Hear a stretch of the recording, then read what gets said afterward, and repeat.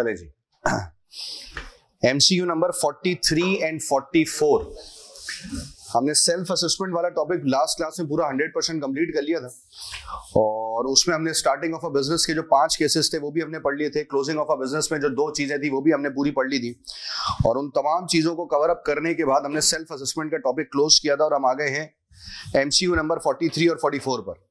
अच्छा बताएं 43 जो है ये कौन सा केस होगा? ये केस 5 है। लेस देन 12 मंथ्स है और उसमें अप्रैल का महीना नहीं आ रहा।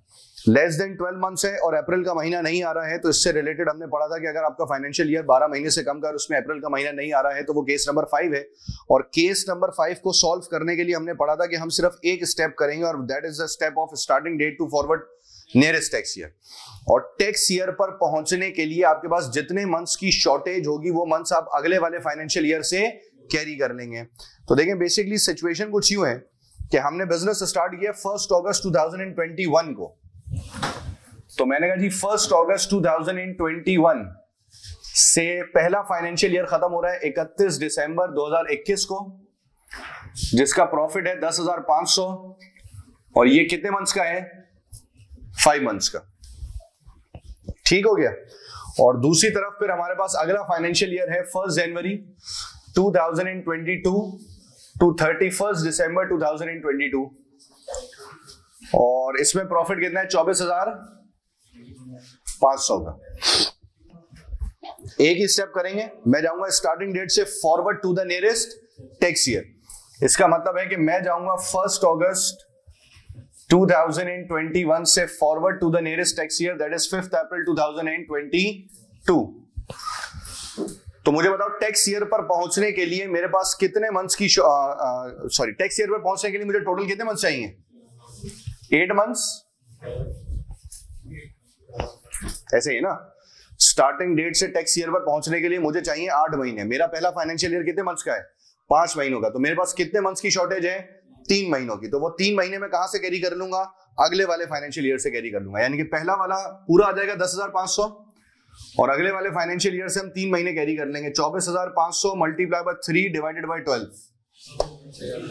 कितना? 6,000। तो दोनों को कंबाइन करेंगे तो ये हो जाएगा 16,500।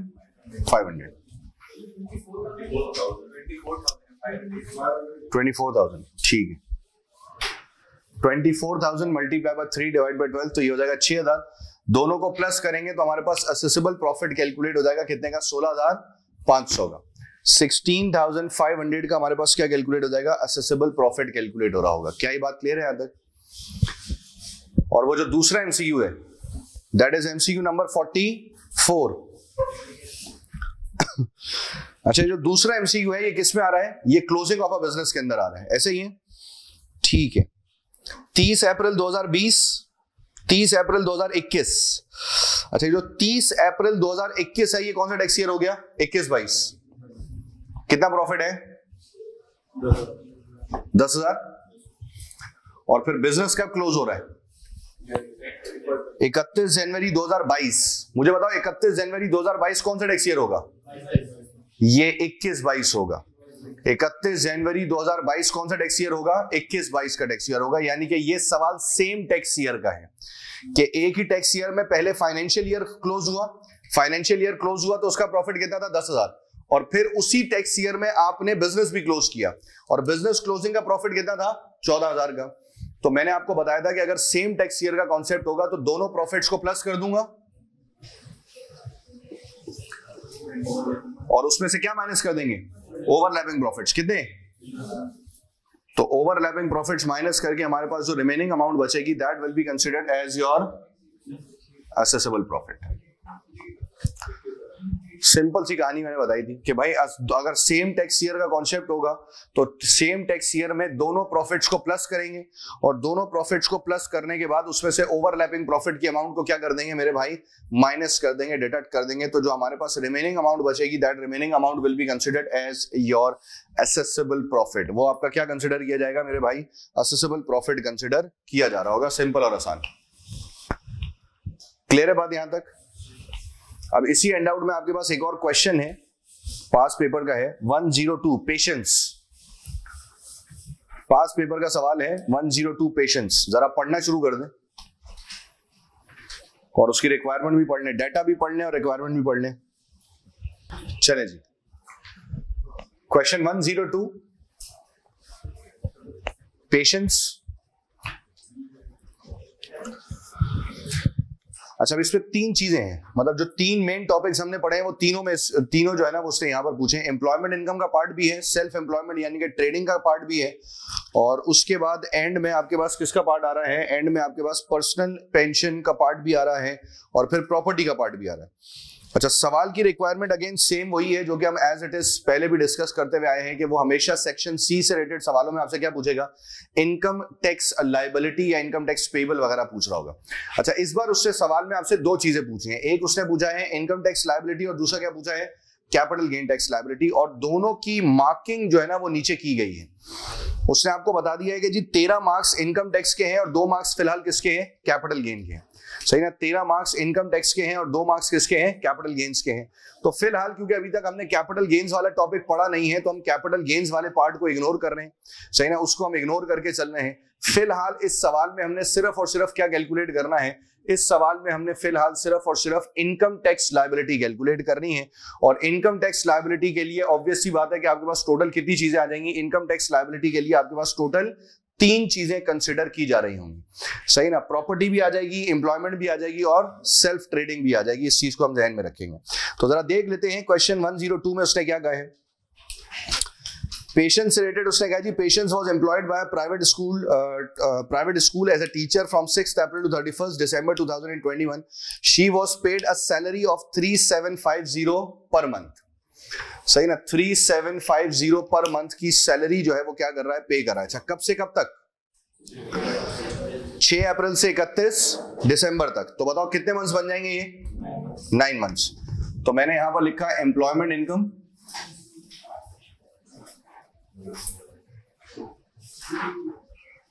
और इसके आगे ब्रैकेट में लिख दिया वर्किंग 1। एम्प्लॉयमेंट इनकम और उसके आगे ब्रैकेट में क्या लिख दिया हमने, वर्किंग 1। सबसे पहले मैं क्या लेकर आया, सैलरी कितनी, 3750 मल्टीप्लाई बाय 9। जी भाई कितना, 33750। सही भाई, तो ये हो गया 33750। आगे बढ़ जाओ, सेकंड पॉइंट पढ़ो। During the period 6th April to 31st December 2021, Patience contributed 6% of her monthly gross salary of £3750 into her employer occupational pension scheme. Patience employer contributed a further 10% on her behalf. वो कितना contribute कर रही है खुद, 6%, और employer कितना contribute कर रहा है, 10%। जी भाई, यूज कॉन्ट्रीब्यूशन, मतलब पढ़ाई पे ध्यान दो तो है ना। हम एम्प्लॉय कंट्रीब्यूशन क्या करते हैं मेरे भाई, माइनस करते हैं, डिडक्टेबल एक्सपेंस होता है। एम्प्लॉय की जो कंट्रीब्यूशन होती है वो डिडक्टेबल एक्सपेंस होती है और एम्प्लॉयर की कंट्रीब्यूशन हमने क्या पढ़ा था, एग्जेम्प्ट होती है। तो इसका मतलब है कि ऑक्यूपेशनल पेंशन कंट्रीब्यूशन, मैंने कहा जी minus occupational pension contribution by employ कितना परसेंट है, 6%। 6% ऑफ सैलरी, उठाए कैलकुलेटर निकाले, 33750 का 6%, 2025 टोटल लेंगे हम, जस्ट 33750 का लेंगे ना, 33750 का 6% आएगा। और जो एम्प्लॉयर की कंट्रीब्यूशन है वो क्या हो जाएगी, एग्जेम्प्ट है, तो उसके आगे हमने यहां लिख दिया 0।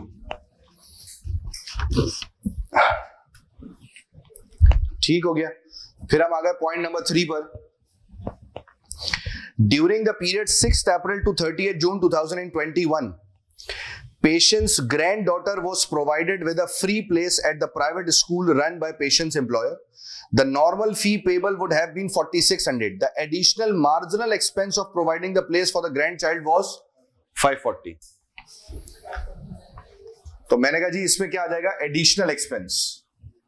क्योंकि देखिए नॉर्मल एक्सपेंस तो ऑब्वियस सी बात है कि जब आप एम्प्लॉय को देते हैं तो वो क्या हो जाएगा, वो एग्जेम्प्ट हो जाएगा। लेकिन अगर एम्प्लॉय को कोई चीज प्रोवाइड करने में एम्प्लॉयर किसी भी किस्म का एक्स्ट्रा कोई बेनिफिट दे रहा है तो that extra benefit will be considered as your taxable amount. तो एक्स्ट्रा बेनिफिट वो कितना दे रहा था? एक्स्ट्रा बेनिफिट दे रहा था 540। तो मैंने कहा जी 540 की अमाउंट आपकी क्या कंसिडर की जाएगी? टैक्सेबल बेनिफिट की अमाउंट कंसिडर की जा रही होगी। 540 की जो अमाउंट है वो आपकी क्या मानी जाएगी? टैक्सेबल बेनिफिट की अमाउंट कंसिडर की जा रही होगी। फिर पॉइंट नंबर 4 बताओ क्या होगा? Long service award. ठीक है, और लॉन्ग सर्विस अवार्ड उसको कितने साल हो गए काम करते हुए? 25 साल। और एक साल की एग्जेम्पशन कितनी थी? 50। तो अगर 25 को मैं मल्टीप्लाई करूं 50 से तो एग्जेम्पशन की अमाउंट कितनी बनेगी? 1250। लेकिन उसको जो अवार्ड मिला है वो कितने का मिला है? 600 का, यानी कि उस एग्जेम्पशन अमाउंट से कम का मिला है। जब एग्जेम्पशन अमाउंट से कम का मिलेगा तो ऑटोमेटिकली अमाउंट क्या हो जाएगी? एग्जेम्प्ट हो जाएगी। तो मैंने कहा कि जी यहां पर आ जाएगा लॉन्ग सर्विस अवार्ड, और लॉन्ग सर्विस अवार्ड में क्या आ जाएगा मेरे भाई? 0। ठीक हो गया। और फिर पॉइंट नंबर 5 में उसने कहा जी Patience employer provided her with an interest free loan so that she could purchase a season ticket for the train to work. अच्छा, इंटरेस्ट फ्री लोन दिया जा रहा है मेरे भाई, और इंटरेस्ट फ्री लोन आपको प्रोवाइड कर दिया गया है। ठीक है, और ये लोन कब वापस हो जाएगा? 31 दिसंबर को ये लोन वापस कर दिया जाएगा। देखो इसमें कोई भी मेथड नहीं बताया हुआ, तो हमने क्या पढ़ा था कि अगर कोई मेथड नहीं बताया हुआ होगा तो हम क्या करेंगे? हम दोनों से कैलकुलेट करेंगे, that is precise method and average method. ऐसा ही है, इसमें तो कोई मसाइल नहीं है। लेकिन मैंने एक कहानी भी बताई थी आपको किम बेक्स्टर के अंदर, कि अगर सिर्फ एक ट्रांजैक्शन होती है ना तो उस एक ट्रांजैक्शन में फिर आपको दोनों मेथड यूज करने की जरूरत नहीं होगी, क्योंकि एक ट्रांजैक्शन में दोनों से आंसर क्या आएगा? सेम आएगा। तो जब दोनों से आंसर सेम आएगा तो बेहतर ऑप्शन ये है कि कोई भी एक मेथड अप्लाई करें और एक मेथड अप्लाई करके आंसर कैलकुलेट कर दें। मुझे बताएं इंटरेस्ट फ्री लोन में जो उसने कहा इंटरेस्ट फ्री लोन है तो कैलकुलेशन कितने % पर हो जाएगी? 2% पर। जरा कैलकुलेट करके बताएं कितनी अमाउंट आएगी?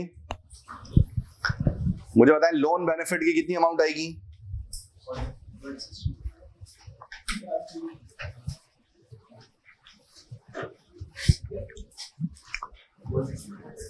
160। तो पूरे साल की होगी ना मेरे दोस्त, ये तो अप्रैल से दिसंबर तक है ना, ये भी तो देखो। और 2% निकाल के बैठ गया फटाफट, साले लाइन से फेल होंगे इंशाल्लाह। हरकतें ऐसी हैं तुम लोगों की। थर्सडे को टेस्ट है, अभी भी याद नहीं है चीजें, तो फिर तो अल्लाह खैर है। मेरे दोस्त थर्सडे को टेस्ट है, लास्ट वीक अनाउंस किया था मैंने, कोई अगले थर्सडे का नहीं बोला था, कमिंग थर्सडे था, लास्ट थर्सडे अनाउंस किया था, इस थर्सडे को टेस्ट है। मेरे दोस्त लास्ट क्लास में अनाउंस किया मैंने बेटा, अभी मैं अपने पूरे होश आवाज में अल्लाह का शुक्र। तो उनकी क्या हालत में तुम लोग जी भाई? कितनी अमाउंट आई?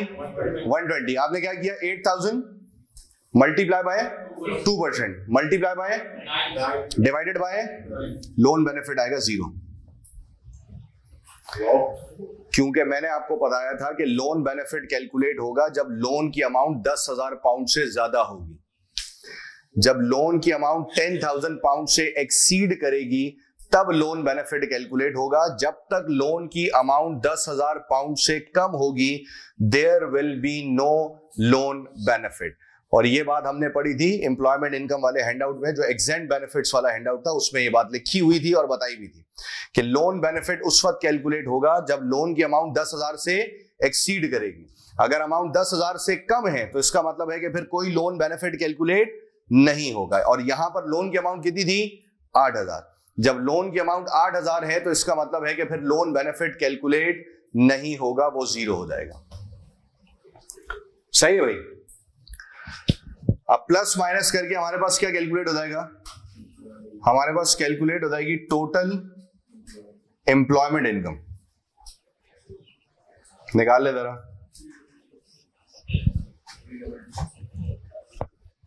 $322,605।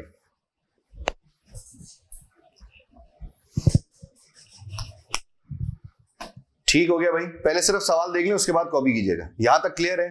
अब आगे की ट्रांजैक्शंस पढ़ना शुरू करें। Self employment. सेल्फ एम्प्लॉयमेंट का मतलब है कि यहां पर हम डील कर रहे हैं किसको? ट्रेडिंग इनकम को।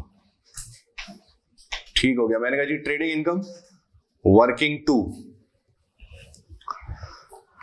पहले पॉइंट में उसने क्या लिखा है, उसने कहा जी Patience was self employed as a private tutor, her trading profit for the year ended 31st July 2021 was 14,800. This figure is after taking account of capital allowances. ठीक है, ईयर एंडेड 31 जुलाई 2021. कौन सा टैक्स ईयर होगा ये? 21-22. उसने कहा जी 21-22 में आपका टैक्स एडजस्टेड ट्रेडिंग प्रॉफिट है कितना? 14,800. 14,800. उसने कहा जी ये आपका टैक्स एडजस्टेड ट्रेडिंग प्रॉफिट है 14,800 से. ठीक हो गया. फिर उसके बाद पॉइंट नंबर 2 में उसने क्या कहा? Patience trading profit for the final 5 months period of trading from 1st August to 31st December 2021. मुझे बताओ ये आखिरी 5 महीने भी कौन से टैक्स ईयर के हैं? 21-22 के. तो मैंने कहा जी वो दोबारा से यहां पर आ जाएगा प्रॉफिट, लेकिन देखो ये ट्रेडिंग प्रॉफिट है कितना? 6,900 का.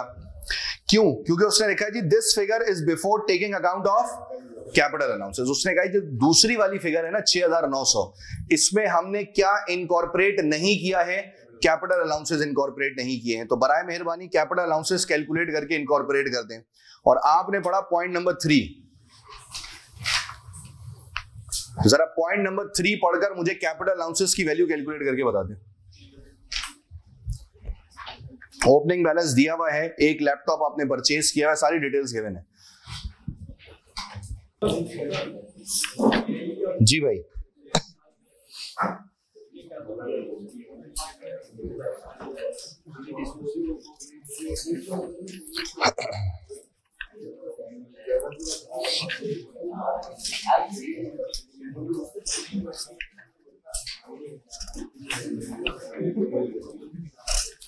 कितना कैलकुलेट हुआ भाई? कितना? 1865. यही आ रहा है.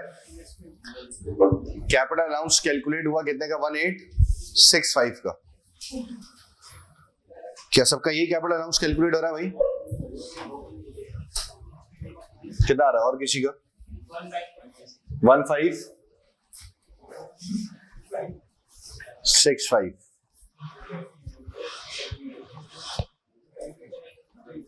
जी भाई. 1964. 1865. ठीक है. देखिए सबसे पहली चीज तो हमें याद रखनी है कि कैपिटल अलाउंस तो कैलकुलेट ही नहीं होना था,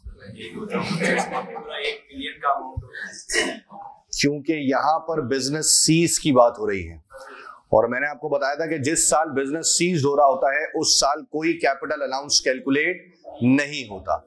ना कोई AIA आएगा, ना कोई WDA आएगा, ना कोई FIA आएगा. बिजनेस सीज के वक्त कैलकुलेट होता था बैलेंसिंग अलाउंस और balancing charge, profit on the disposal या फिर लॉस ऑन द डिस्पोजल. और ये बात मैंने आपको बड़ी डिटेल में समझाई भी थी, प्लस माइनस वाली कहानी भी समझाई थी, प्लस उसके MCQs भी सॉल्व करवाए थे. और मैंने आपको साथ ही बता दिया था कि ये बात याद रखेंगे कि जिस फाइनेंशियल ईयर में आप बिजनेस क्लोज कर रहे होंगे उस फाइनेंशियल ईयर में फिर हम कोई कैपिटल अलाउंसेस वगैरह कैलकुलेट नहीं करते. तो देखें यहां पर कोई कैपिटल अलाउंस आना ही नहीं था, कोई AIA, WDA और FIA की किसी की भी वर्किंग नहीं होनी थी. टोटल वैल्यू में से बस वो जो डिस्पोजल प्रोसीडर माइनस कर देते, हमारे पास कैलकुलेट हो जाता प्रॉफिट एंड लॉस. प्रॉफिट होता तो बैलेंसिंग चार्ज माना जाता और वो बैलेंसिंग चार्ज जाके टैक्स एडजस्टेड ट्रेडिंग प्रॉफिट में क्या हो जाएगा? प्लस हो जाएगा. और अगर लॉस होता तो बैलेंसिंग अलाउंस माना जाता और वो बैलेंसिंग अलाउंस जाके आपके टैक्स एडजस्टेड ट्रेडिंग प्रॉफिट में से क्या हो जाएगा? माइनस हो जाएगा. तो जरा देखें क्या क्या था. उसने कहा जी ओपनिंग बैलेंस में यानी कि TWDV में आपके पास कितनी अमाउंट थी? 2200. ठीक है. तो मैंने यहां लिखा माइनस कैपिटल अलाउंसेस वर्किंग 3, और मैं यहां लेकर आ गया कैपिटल अलाउंसेस को. Capital allowances working 3. मैंने कहा जी टैक्स रिटन डाउन वैल्यूज कितनी थी? 2200 की. टैक्स रिटन डाउन वैल्यूज कितनी की थी? 2200 की. फिर आपने क्या परचेज किया था? लैपटॉप. कितने का? 1700 का। तो ये टोटल एसेट्स कितने के हो गए? 3900 के। और इसमें से हम माइनस कर देंगे डिस्पोजल को। इसमें से हम किसको माइनस कर देंगे? डिस्पोजल को। जरा देखो एसेट्स कितने के बेचे मैंने? 1200 और 800, सही ना? यानी कि टोटल एसेट कितने के बिके? 2000 के। 1200 का लैपटॉप और बाकी 800 के रिमेनिंग एसेट्स। तो इसका मतलब है कि सारे एसेट्स कंबाइन होकर कितने के बिके हैं मेरे भाई? 2000 के। तो ये 1900 का क्या हुआ? लॉस। और लॉस को हम बेसिकली किसका नाम देते हैं? बैलेंसिंग अलाउंस का।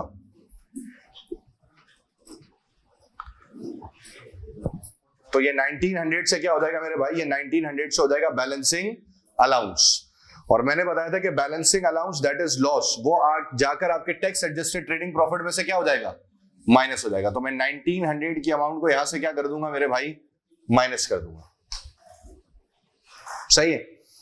तो माइनस करके मेरे पास final tax adjusted trading profit आ जाएगा। प्लस माइनस करके बताओ।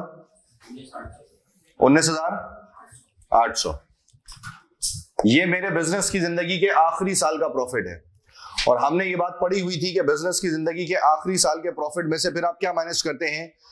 ओवरलैपिंग प्रॉफिट माइनस करते हैं। तो जरा देखो पॉइंट नंबर 4 में दिया हुआ है आपको ओवरलैपिंग प्रॉफिट कितना गिवन है? 3700 का। तो मैंने कहा कि क्योंकि ये आखिरी साल का प्रॉफिट है तो इस आखिरी साल के प्रॉफिट में से हम माइनस कर देंगे ओवरलैपिंग प्रॉफिट्स कितने के? 3700 के। माइनस हो जाएगा तो हमारे पास कैलकुलेट हो जाएगा टैक्स एडजस्टेड ट्रेडिंग प्रॉफिट, यानी कि एक तरीके से आपका टैक्सेबल प्रॉफिट जो है 16,100।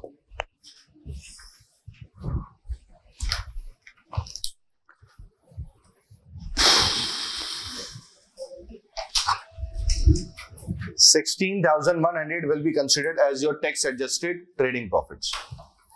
यार हैंड आउट पूछ लेना जरा यासीन भाई से। फिर उसके आगे बढ़ दे। फिर देखें क्या है। फिर उसके बाद है पर्सनल पेंशन कंट्रीब्यूशन। अच्छा मुझे बताओ पर्सनल पेंशन कंट्रीब्यूशन का क्या इफेक्ट आएगा? टैक्स रेट्स पे आएगा ना, यानी कि टैक्स रेट्स बढ़ते थे और पर्सनल अलाउंस की वर्किंग होती थी। टैक्स रेट्स बढ़ते थे और पर्सनल अलाउंस की वर्किंग होती थी। तो इसका मतलब यह है कि फिलहाल इस अमाउंट का अभी कोई इफेक्ट नहीं है। लेकिन ये अमाउंट कितनी गिवन है? 3600 के आगे क्या लिखा है? इसको क्या करना पड़ेगा? ग्रॉस करना पड़ेगा। मल्टीप्लाई बाय 100 डिवाइडेड बाय 80 करके that will be the amount of 4500। लेकिन फिलहाल हमें ये बात पता है कि पर्सनल पेंशन कंट्रीब्यूशन से एक तो आपके टैक्स रेट्स एक्सटेंड होते थे और दूसरा आपका इफेक्ट किस पर आता था मेरे भाई? पर्सनल अलाउंस पर। लेकिन क्योंकि अभी फिलहाल दोनों की ही वर्किंग हमने नहीं करनी है तो इसलिए अभी हमने इस पॉइंट को इग्नोर किया और हम आगे बढ़ गए। उसके बाद वाली हेडिंग देखो, पेंशन इनकम। चाहे तो हैंड आउट पे लिख लो, पैमर को बोलो कि वो कहीं से फिर करवा देना, कुछ करे उसका। सही भाई कि पेंशन इनकम आप चाहे तो रजिस्टर में लिख लें या फिर चाहे तो भले इस क्वेश्चन में लिख लें कि pension received is your non saving income. जो पेंशन रिसीव्ड की अमाउंट होती है ना मेरे भाई, ये आपकी नॉन सेविंग इनकम की अमाउंट होती है। पेंशन रिसीव्ड की जो अमाउंट होती है ये आपकी नॉन सेविंग इनकम की अमाउंट होती है। ठीक है भाई, पेंशन रिसीव्ड की अमाउंट आपकी कौन सी अमाउंट मानी जाएगी? Non saving income. तो ये आपकी नॉन सेविंग इनकम होती है। तो इस चीज को ध्यान में रखिएगा कि अगर आपको पेंशन रिसीव्ड हो रही है तो वो आपकी नॉन सेविंग इनकम है और उस नॉन सेविंग इनकम पर आपको क्या पे करना होता है? टैक्स पे करना होगा, नॉर्मल तरीके से जैसे हम टैक्स पे करते हैं। लेकिन मैंने कहा ठीक है, जब हम फाइनल टैक्स लायबिलिटी कैलकुलेट करने जा रहे होंगे तब हम इसको कंसिडर कर लेंगे। और उसके नीचे क्या गिवन है? प्रॉपर्टी। अच्छा, जो हमने प्रॉपर्टी इनकम पढ़ा है अब तक,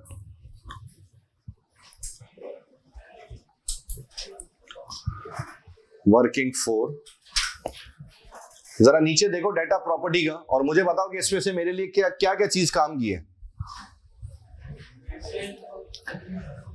प्रॉपर्टी इनकम कैलकुलेट करने के लिए मेरे पास क्या क्या चीज काम की है? एक तो रेंट काम का है। जरा देखो दोनों प्रॉपर्टीज का मिलाकर रेंट कितना बन रहा है? 3600 और 9200। ठीक है, और इसमें से मैं क्या माइनस कर दूंगा? Allowable expenses. और एक्सपेंसेस कितने हैं? 4,700 और 2,600 कितना होगा ये? 7,300 माइनस कर दूंगा तो हमारे पास क्या कैलकुलेट हो जाएगा? Property income. जी भाई,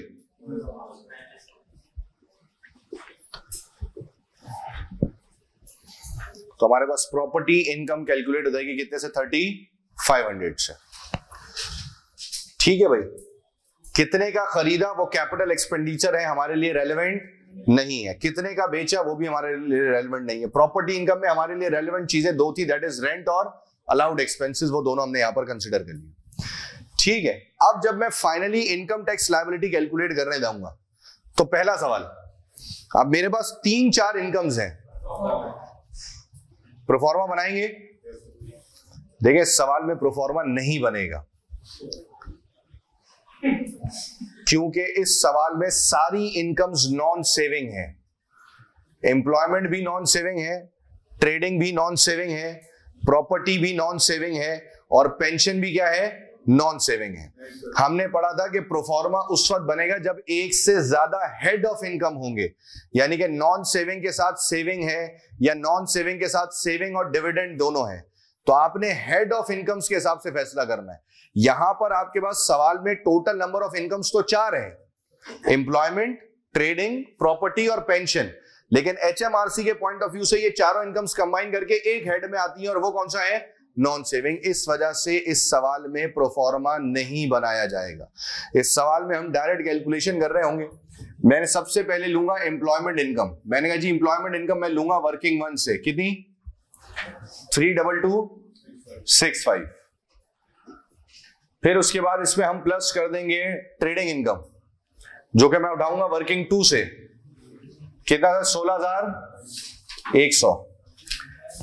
फिर मैं उठाऊंगा प्रॉपर्टी इनकम वर्किंग 4 से 3,500। फिर मैं इसमें ऐड क्या करूंगा? Pension income. जरा देखें सवाल में कितनी पेंशन इनकम है, जरा प्लस करके बताएं। During the period 1st January to 5th April 2022, patients received the state pension of 1450, a pension of £6,000 from her employer and a private pension of 3,300। ठीक है, देखिए पेंशन रिसीव्ड चाहे कहीं से भी है ना, वो आपकी नॉन सेविंग है। जब आप पेंशन में पैसे कंट्रीब्यूट कर रहे होते हैं तो वहां पर डिफरेंशिएशन करना लाजमी है कि वो ऑक्यूपेशनल पेंशन है या प्राइवेट पेंशन है। लेकिन अगर इन केस ऐसी सिचुएशन नहीं है, मतलब अगर पेंशन रिसीव्ड की बात कर रहे हैं, तो याद रखें कि पेंशन रिसीव्ड फिर चाहे कहीं से भी है, पेंशन रिसीव्ड फिर चाहे कहीं से भी है, वो बाय डिफॉल्ट आपकी क्या मानी जाएगी? नॉन सेविंग इनकम मानी जाएगी। तो जरा तीनों अमाउंट्स को प्लस करके बताओ, टोटल पेंशन कितनी की हो जाएगी? 10,450, 750। ठीक है, अब इन सबको प्लस किया तो मेरे पास क्या आ जाएगी? Total income.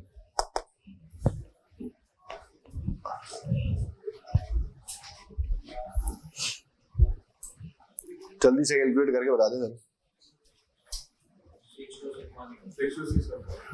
62615। क्या माइनस करेंगे इसमें से?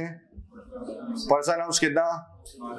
12570 माइनस होगा तो क्या आ जाएगा?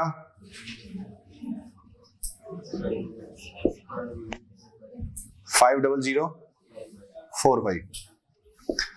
और इस 50045 पे क्या लगेंगे? टैक्स रेट्स, लेकिन एक्सटेंडेड टैक्स रेट्स, क्योंकि सवाल में पर्सनल पेंशन है कितने से? 4,500 से।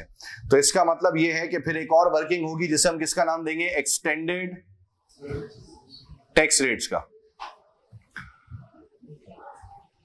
वर्किंग 5 पाउंड 1 से नॉर्मली कितनी होती है? 37,700, लेकिन कितने से बढ़ जाएगी? 4,500 से बढ़ जाएगी। जरा 4,500 से बढ़ाकर बताओ। 42,200, 20%।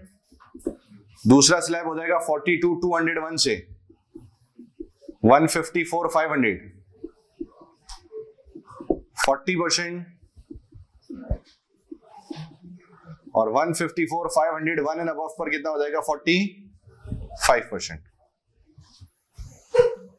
ठीक है भाई, बस अब आप टैक्स रेट्स लगा देंगे। ये आपकी टैक्सेबल इनकम है, टैक्स रेट्स लगाएंगे तो टैक्स लायबिलिटी कैलकुलेट हो जाएगी और हमारा सवाल कंप्लीट हो जाएगा।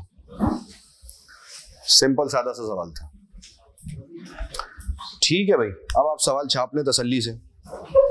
चलें जी, इस सवाल से आगे बढ़ते हैं टुवर्ड्स द कॉन्सेप्ट ऑफ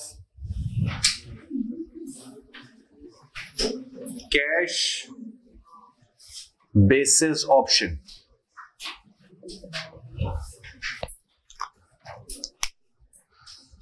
अच्छा देखिए, जब हम बात कर रहे हैं कैश बेसिस ऑप्शन की, तो इस चीज को जहन में रखें कि it is a part of your trading income, मतलब ये ट्रेडिंग इनकम के हिस्सा ही कंसिडर किया जाएगा। तो कैश बेसिस ऑप्शन का मतलब क्या है? देखिए, नॉर्मल हमें ये बात पता है कि हम जो भी प्रॉफिट वगैरह कैलकुलेट करते हैं, that normal profit calculation is totally based on accrual basis. वो सारी की सारी चीज किस पर बेस कर रही होती है? अक्रूवल बेसिस के ऊपर जो है ना वो बेस करती है। इट मींस के नॉर्मल सिचुएशन में हम जो कैलकुलेशन करते हैं वो किसके हिसाब से करते हैं? अक्रूवल बेसिस के हिसाब से करते हैं। नॉर्मल सिचुएशन में हम जो भी कैलकुलेशन कर रहे हैं that is according to the accrual basis, और यही बेसलाइन होती है हमारी बेसिकली। और जो टैक्स एडजस्टेड ट्रेडिंग प्रॉफिट होता है ना, देखें वो भी अक्रूवल बेसिस पर होता है। हम जो कैलकुलेशन कर रहे हैं वो भी अक्रूवल बेसिस पर होती है, क्योंकि एचएमआरसी के पास जो ट्रेडिंग प्रॉफिट कैलकुलेट होकर पहुंचता है that is according to the accrual basis. और एचएमआरसी सिर्फ और सिर्फ उसमें थोड़ी बहुत रिकंसाइलेशन करती है। वो जो अलाउड नॉट अलाउड वाले एक्सपेंसेस है सिर्फ उनको थोड़ा बहुत एडजस्ट करती है, और थोड़ा बहुत एडजस्ट करने के बाद ऑटोमेटिकली उससे किसको कन्वर्ट कर देती है? टैक्स एडजस्टेड ट्रेडिंग प्रॉफिट में कन्वर्ट कर देती है। यानी कि एक तरीके से हम ये मान लें कि टैक्स एडजस्टेड ट्रेडिंग प्रॉफिट भी जो हम कैलकुलेट करते हैं that is on accrual basis concept. लेकिन एचएमआरसी बेसिकली स्मॉल ट्रेडर्स को एक ऑप्शन देता है जिसे वो नाम देता है कैश बेसिस का।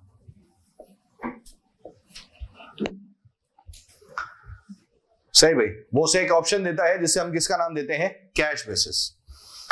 कैश बेसिस पर्टिकुलरली एक ऐसा ऑप्शन है जो कि एचएमआरसी प्रोवाइड करता है towards the small traders. Mainly जो उसका टारगेट है वो स्मॉल ट्रेडर्स को ये ऑप्शन देना है, खास तौर पे ऐसे ट्रेडर्स जिनका कैश फ्लो इशू होता है। क्योंकि जो मिडिल मैन होता है ना, वो एक सबसे बड़ा मसला जो फेस कर रहा होता है वो ये है कि वो प्रोड्यूसर से चीजें परचेज कर रहा होता है ऑन कैश, लेकिन आगे उसको मजबूरन कभी कभार चीजें सेल आउट करनी पड़ रही होती है ऑन क्रेडिट। तो उसने कहा जी मुझे ये बात पता है कि जो बीच में मिडिल मैन बैठा हुआ है ना, वो कभी कभार कैश फ्लो इश्यूज फेस कर रहा होता है। वो चीजें कैश पर खरीद रहा है, लेकिन जब वो बेचने जा रहा होता है तो वो क्रेडिट पर बेच रहा होता है। तो इस वजह से उसके पास कैश फ्लो इश्यूज हैं, जिसकी बेसिस के ऊपर मैं उसे एक ऑप्शन देता हूं जिसे हम किसका नाम देते हैं? जिसे हम कैश बेसिस का ऑप्शन, कैश बेसिस ऑप्शन का नाम दे रहे होते हैं। हाँ, अलबत्ता ये चीज जहन में रखें कि जो कैश बेसिस ऑप्शन है ये हर ट्रेडर हासिल नहीं कर सकता, यानी कि ये ऑप्शन हर ट्रेडर ऑप्ट नहीं कर सकता। इस ऑप्शन को ऑप्ट करने की कुछ टर्म्स एंड कंडीशंस हैं। सही ना? इस ऑप्शन को ऑप्ट करने की कुछ टर्म्स एंड कंडीशंस हैं। तो एचएमआरसी ने कहा कि भाई टर्म्स एंड कंडीशंस ये हैं कि जो ट्रेडर कैश बेसिस को ऑप्ट करना चाहता है उसके लिए ये लाजमी है कि उसका एनुअल टर्नओवर होना चाहिए पाउंड 150,000 और लेस। सही भाई, उस ट्रेडर का एनुअल टर्नओवर कितना होना चाहिए? पाउंड 150,000 और लेस। इसका मतलब है कि जब आप वेरी फर्स्ट टाइम एचएमआरसी के पास इस स्कीम को ऑप्ट करने के लिए जाएंगे, वेरी फर्स्ट टाइम आप एचएमआरसी के पास इस स्कीम को ऑप्ट करने के लिए जाएंगे तो कंपलसरी इस स्कीम में आपका जो टर्नओवर है वो कितने से कम होना चाहिए मेरे भाई? 150,000 पाउंड से कम होना चाहिए। सही है, आपका टर्नओवर कितने से कम होना चाहिए? पाउंड 150,000 से कम होना चाहिए। अब मैंने एचएमआरसी से एक मेन सवाल पूछा, मैंने कहा देखिए ये बात तो तयशुदा है ना कि आने वाले वक्तों में हमारा टर्नओवर स्लो एंड स्टडी क्या होगा मेरे भाई? इंक्रीज होगा, बढ़ेगा। उसने कहा हाँ एग्रीड, इसमें तो कोई दो राय नहीं है, आपका टर्नओवर स्लो एंड स्टडी बढ़ेगा। मैंने कहा मान लें कि आज के दिन में मेरा टर्नओवर था 140,000 और मैं जब आपके पास ये कैश बेसिस ऑप्शन जो है ना वो ऑप्ट करने आया, तो आपने मुझसे टर्नओवर पूछा, मेरा टर्नओवर 150 से कम था और मैंने इस स्कीम को क्या कर लिया, मैंने इस स्कीम को ऑप्ट कर लिया। अज्यूम करें कि इस स्कीम को ऑप्ट करने के बाद मेरा टर्नओवर एक्सीड कर जाता है, तो इससे रिलेटेड HMRC ने कुछ इस किस्म की इंफॉर्मेशन दी कि उसने कहा कि देखो, जब तुम वेरी फर्स्ट टाइम इस स्कीम को ऑप्ट करने आओगे ना, तो तुम्हारा टर्नओवर होना चाहिए पाउंड 150,000 और लेस। जब वेरी फर्स्ट टाइम तुम इस स्कीम को ऑप्ट करने आओगे तो तुम्हारा टर्नओवर होना चाहिए पाउंड 150,000 और लेस। लेकिन जब एक दफा तुम इस स्कीम को ऑप्ट कर लोगे, तो फिर तुम उसके बाद इस स्कीम पर उस वक्त तक ऑप्टेड रह सकते हो जब तक तुम्हारा एनुअल टर्नओवर पाउंड 300,000 और उससे कम है। जब तक तुम्हारा एनुअल टर्नओवर पाउंड 300,000 और उससे कम होगा। वेरी फर्स्ट टाइम में टर्नओवर कितना होना चाहिए, 150,000 और उससे लेस। तुमने एक दफा स्कीम ऑप्ट कर ली और स्कीम ऑप्ट करने के बाद तुम्हारा टर्नओवर 150 से एक्सीड कर गया, तो HMRC ने कहा कि मैं तुम्हें उस स्कीम पर उस वक्त तक ऑप्टेड रहने दूंगा जब तक तुम्हारा टर्नओवर 300,000 और उससे कम है। जब तक तुम्हारा टर्नओवर 300,000 और उससे कम है। जैसे ही तुम्हारा टर्नओवर 300,000 पाउंड से एक्सीड करेगा, जैसे ही तुम्हारा टर्नओवर 300,000 पाउंड से एक्सीड करेगा, तो मेरे भाई इन दैट पर्टिकुलर केस आपको ये कैश बेसिस स्कीम छोड़कर कन्वर्ट हो जाना पड़ेगा किसके अंदर, अक्रूवल बेसिस के अंदर। फिर आपको ये कैश बेसिस स्कीम छोड़नी पड़ेगी और उसको छोड़कर आप किसकी तरफ शिफ्ट हो जाएंगे मेरे भाई, आप अक्रूवल बेसिस की तरफ शिफ्ट हो जाएंगे। क्या ये बात क्लियर होती है? वेरी फर्स्ट टाइम कितना टर्नओवर होना चाहिए, पाउंड 150,000 और लेस। एक दफा आपने स्कीम को ऑप्ट कर लिया तो उसके बाद आप उस स्कीम पर उस वक्त तक ऑप्टेड रह सकते हैं जब तक आपका टर्नओवर पाउंड 300,000 और उससे कम का है। जब तक आपका टर्नओवर पाउंड 300,000 और उससे कम का है। जैसे ही आपका टर्नओवर 300,000 पाउंड से एक्सीड करेगा, तो फिर आपको ये स्कीम छोड़कर किसमें कन्वर्ट हो जाना पड़ेगा मेरे भाई, आपको नॉर्मल अकाउंटिंग स्कीम यानी कि अक्रूवल स्कीम में कन्वर्ट होना पड़ेगा। क्या ये बात क्लियर है यहां तक? अब basically calculation point of view से हम देखें ना, तो कैलकुलेशन पॉइंट ऑफ व्यू से यहां पर 4 मेन डिफरेंसेस हैं।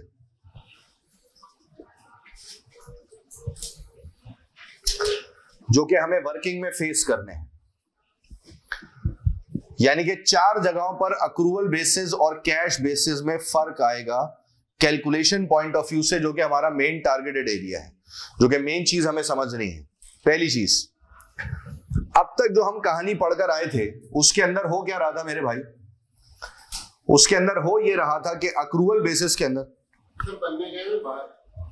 ठीक है, उसके अंदर अक्रूवल बेसिस के अंदर बेसिकली क्या होता था, अक्रूवल बेसिस के अंदर हम करते थे reconciliation of profit.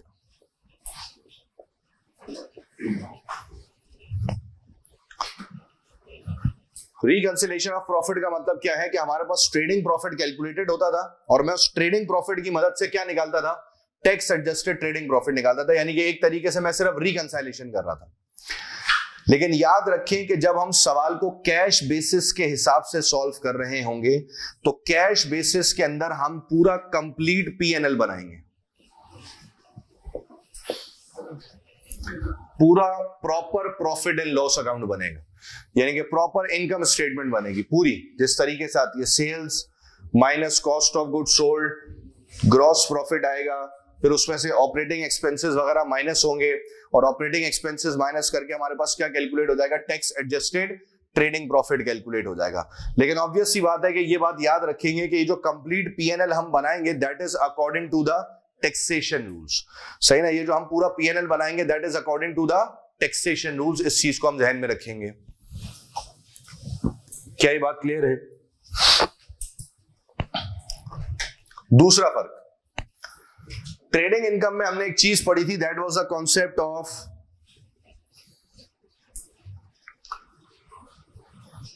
Capital allowances. पूरी कहानी हमने इससे रिलेटेड पढ़ ली थी इसके अंदर। तो मेन चीज हमने इसमें पढ़ी थी, that was the concept of capital allowances.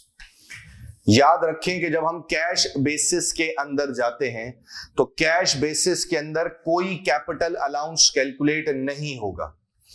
Cash basis में कोई कैपिटल अलाउंस कैलकुलेट नहीं होगा, बल्कि कैपिटल अलाउंसेस की जगह हम लेकर आते हैं कैपिटल एक्सपेंडिचर।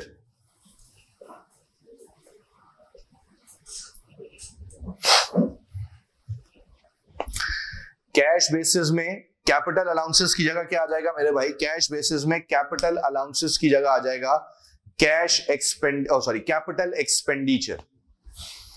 तो ये बात याद रखें कि जब मैं सवाल को कैश बेसिस के हिसाब से सॉल्व कर रहा हूंगा तो कैश बेसिस के अंदर कोई कैपिटल अलाउंस कैलकुलेट नहीं होगा, बल्कि कैपिटल अलाउंस की जगह क्या आ जाएगा मेरे भाई? कैपिटल अलाउंस की जगह आ जाएगा आपके पास कैपिटल एक्सपेंडिचर। और कैपिटल एक्सपेंडिचर में क्या होगा? रूल्स के मुताबिक एचएमआरसी ने कहा कि देखो, कैपिटल एक्सपेंडिचर के मुताबिक करंट फाइनेंशियल ईयर में तुमने जितने भी फिक्स्ड एसेट्स परचेज किए हैं, करंट फाइनेंशियल ईयर में आपने जितने भी फिक्स्ड एसेट्स परचेज किए हैं, उन तमाम फिक्स्ड एसेट की कॉस्ट को आप अपने पास से 100% एज एन एक्सपेंस अपने रेवेन्यू में से माइनस कर लेंगे। आपने करंट फाइनेंशियल ईयर में क्या परचेज किए हैं? जितने भी फिक्स्ड एसेट्स परचेज किए हैं other than cars. Current financial year में गाड़ियों के अलावा जितने भी फिक्स्ड एसेट खरीदे हैं, सारे के सारे फिक्स्ड एसेट्स की जो कॉस्ट होगी, जो उनकी ओरिजिनल कॉस्ट है, वो कॉस्ट पूरी की पूरी 100% डिडक्टेबल एक्सपेंस है। किस नाम से? कैपिटल एक्सपेंडिचर के नाम से। इसका मतलब है कि अगर मैंने 2 एसेट खरीदे हैं 9,000 पाउंड के, तो पूरा 9,000 पाउंड में अपने जाके इनकम में से क्या कर दूंगा? माइनस कर दूंगा, डिडक्ट कर दूंगा। किस नाम से माइनस कर दूंगा मेरे भाई? कैपिटल एक्सपेंडिचर के नाम से माइनस कर दूंगा। तो उसने कहा जी ये बात याद रखें कि वो जो कैपिटल अलाउंसेस आप कैलकुलेट करते थे, that was in accrual basis. जब आप कैश बेसिस का काम कर रहे होंगे, कैश बेसिस के जरिए सवाल सॉल्व कर रहे होंगे, तो जो पहली बात आपको याद रखनी है वो ये है कि कैश बेसिस के अंदर कैपिटल अलाउंसेस की वैल्यू कैलकुलेट नहीं होगी, बल्कि उसकी जगह आप क्या लेकर आएंगे? कैपिटल एक्सपेंडिचर लेकर आएंगे। और कैपिटल एक्सपेंडिचर के रूल्स के मुताबिक करंट फाइनेंशियल ईयर, जिस फाइनेंशियल ईयर आप पीएनएल बना रहे हैं, उस फाइनेंशियल ईयर में आपने जितने भी फिक्स्ड एसेट्स खरीदे हैं, गाड़ियों के अलावा जितने भी फिक्स्ड एसेट्स खरीदे हैं, उन सारे के सारे फिक्स्ड एसेट्स की जो 100% कॉस्ट है, वो आप अपने पास से क्या कर देंगे मेरे भाई? वो आप अपने पास से माइनस कर देंगे, डिडक्ट कर देंगे। 100% की अमाउंट आप अपने पास से क्या कर देंगे मेरे भाई? माइनस कर देंगे, डिडक्ट कर देंगे। तो that will be considered as your capital expenditure. उसे हम पर्टिकुलरली किसका नाम देंगे मेरे भाई? कैपिटल एक्सपेंडिचर का नाम दे रहे होंगे। क्लियर है बात यहां तक? गाड़ियों के अलावा सारे फिक्स्ड एसेट्स, सही ना? तमाम fixed assets other than car, तो वो सारे के सारे आपके लिए डिडक्टेबल एक्सपेंस कंसिडर हो जाएंगे। क्लियर है बात यहां तक?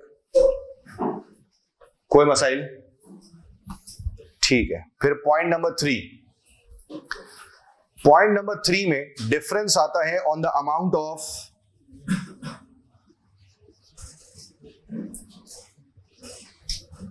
Motor expenses.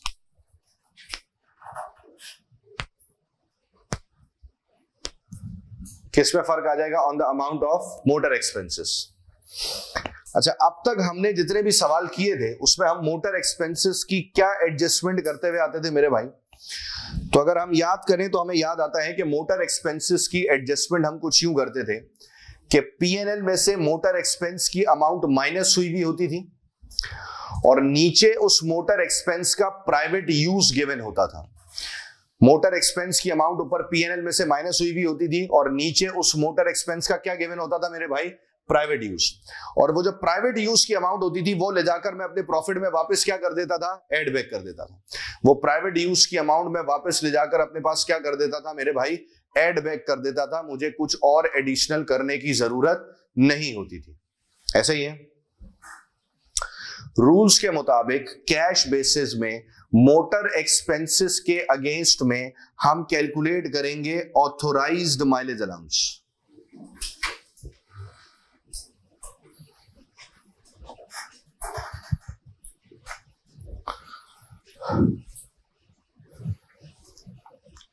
यानी कि अगर मोटर एक्सपेंसेस होगा तो मैं मोटर एक्सपेंसेस की अमाउंट को माइनस नहीं करूंगा, बल्कि मोटर एक्सपेंसेस की अमाउंट की जगह किसको माइनस करेंगे? ऑथोराइज माइलेज अलाउंस को। और ये ऑथोराइज माइलेज अलाउंस कैलकुलेट होगा ऑन द बिजनेस माइल्स, और this amount is 100% deductible expense. आप बिजनेस माइल्स के ऊपर ऑथोराइज माइलेज अलाउंस कैलकुलेट कर लेंगे, और बिजनेस माइल्स के ऊपर ये जो ऑथोराइज माइलेज अलाउंस की अमाउंट है, ये पूरी की पूरी 100% क्या हो जाएगी मेरे भाई? ये पूरी की पूरी 100% डिडक्टेबल कंसिडर की जा रही होगी। ये पूरी की पूरी 100% क्या कंसिडर की जाएगी? डिडक्टेबल एक्सपेंस कंसिडर की जा रही होगी। सही है ना भाई? इसका एक स्लाइड सा टच हम पढ़कर आए थे फर्निश हॉलिडे लेटिंग में, कि फर्निश हॉलिडे लेटिंग में मैंने आपको बताया था कि भाई आप एम्प्लॉयर हैं, और अगर आप एम्प्लॉयर हैं और आप अपनी गाड़ी इस्तेमाल कर रहे हैं बिजनेस माइल्स के लिए, तो एचएमआरसी ने कहा कि ठीक है, हम ये मानकर चलेंगे कि आपको अमाउंट तो कुछ नहीं मिलेगी, तो वो जो एचएमआरसी रिस्ट्रिक्शंस थी उसके हिसाब से हम आपकी अमाउंट कैलकुलेट कर लेंगे, और जो भी अमाउंट बनेगी वो आपके लिए क्या माना जाएगा? अलाउड एक्सपेंस माना जाएगा। जैसे फॉर एग्जांपल अगर सवाल कहता है कि मिस्टर ए ने जो गाड़ी चलाई है that is 14,000 business miles, mister A ने जो गाड़ी चलाई है वो कितनी चलाई है? 14,000 बिजनेस माइल्स। अब अगर उसने 14,000 बिजनेस माइल्स चलाई है तो भाई इसका एक्सपेंस कैसे कैलकुलेट होगा? रूल्स के मुताबिक एचएमआरसी ने क्या कहा था कि पहले 10,000 माइल्स पर कितनी अमाउंट होनी चाहिए? 0.45, तो दैट विल बी 4,500, और एक्सेस माइल्स पर कितनी होनी चाहिए? 0.25, तो ये कितना हो जाएगा? 1,000। तो ये टोटल कितना बनेगा? 5,500, और ये 5,500 की अमाउंट आपकी क्या मानी जाएगी मेरे भाई? ये डिडक्टेबल एक्सपेंस होगी। तो उसने कहा जी भाई जितने भी बिजनेस माइल्स होंगे ना, उन तमाम बिजनेस माइल्स के ऊपर हम नॉर्मली क्या निकाल लेंगे? Authorise mileage allowance. उन तमाम बिजनेस माइल्स के ऊपर हम normally authorise mileage allowance calculate कर लेंगे, and that authorise mileage allowance will be considered as 100% deductible expense. वो ऑथोराइज माइलेज अलाउंस आपके लिए 100% डिडक्टेबल एक्सपेंस कंसिडर किया जाएगा। वो अमाउंट आपके लिए 100% डिडक्टेबल एक्सपेंस कंसिडर की जाएगी। इस बात को हम ज़हनशीन कर लेंगे। क्या ये बात क्लियर होती है? अगर मोटर एक्सपेंसेस हैं तो हम मोटर एक्सपेंसेस को माइनस नहीं करेंगे, बल्कि मोटर एक्सपेंसेस की जगह किसको माइनस किया जाएगा मेरे भाई? मोटर एक्सपेंसेस की जगह ऑथोराइज माइलेज अलाउंस को कैलकुलेट किया जाएगा। ऑथोराइज माइलेज अलाउंस किसकी जगह कैलकुलेट होंगे मेरे भाई? ऑथोराइज माइलेज अलाउंस किस पर कैलकुलेट होंगे? बिजनेस माइल्स के ऊपर।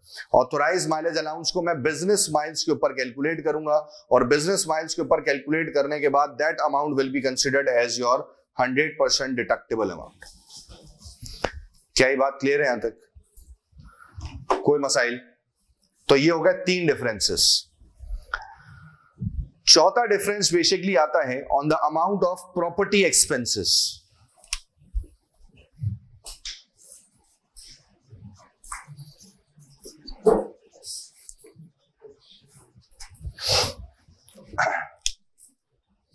सही भाई। चौथा डिफरेंस पर्टिकुलरली किस पर आता है? चौथा डिफरेंस पर्टिकुलरली आता है on the amount of property expenses. अच्छा, प्रॉपर्टी एक्सपेंसेस में क्या पढ़ा था हमने? अगर आपको खुदा ना खास्ता याद हो तो मोर और लेस प्रॉपर्टी एक्सपेंसेस की एडजस्टमेंट भी मोटर एक्सपेंसेस जैसी ही थी। सही ना? मोर और लेस इसकी एडजस्टमेंट भी किसके तरीके से थी मेरे भाई? मोटर एक्सपेंसेस जैसी ही एडजस्टमेंट थी। अब what do we mean by motor expenses जैसी एडजस्टमेंट? तो मैंने कहा देखिए सिंपल सी कहानी है कि मोटर एक्सपेंसेस जैसी एडजस्टमेंट की अगर हम बात करते हैं तो इसका मतलब सिंपल ये है कि होता ये था कि ऊपर पीएनएल में आपके प्रॉपर्टी एक्सपेंसेस की अमाउंट माइनस हुई भी होती थी, प्रॉपर्टी एक्सपेंसेस की अमाउंट माइनस हुई भी होती थी, और नीचे आपको प्रॉपर्टी एक्सपेंस का प्राइवेट यूज गिवन होता था। नीचे आपको प्रॉपर्टी एक्सपेंसेस का क्या गिवन होता था? प्राइवेट यूज गिवन होता था, और आप चुपचाप उस प्राइवेट यूज की अमाउंट को वापस क्या कर रहे होते थे? एड बैक कर रहे होते थे। और वो जो प्राइवेट यूज आपको गिवन होता था ना, वो नॉर्मली गिवन होता था या तो इन परसेंटेज या फिर in ratio. 25% private use, 30% private use, 40% private use, 1/5 private use, 2/7 private use. इस तरीके से या तो परसेंटेज की शक्ल में गिवन होता था या फिर किसकी शक्ल में गिवन होता था, प्राइवेट, या फिर आपको रेशियोज की शक्ल में गिवन होता था। एचएमआरसी ने कहा कि जब कैश बेसिस पर आप जाएंगे ना मेरे भाई, तो सिलसिलाकार तो वही होगा। हाँ, अलबत्ता अगर आपकी प्रॉपर्टी का प्राइवेट यूज है तो सर उसकी प्राइवेट यूज की अमाउंट मैं खुद कैलकुलेट करूंगा। Private use amount will be calculated by HMRC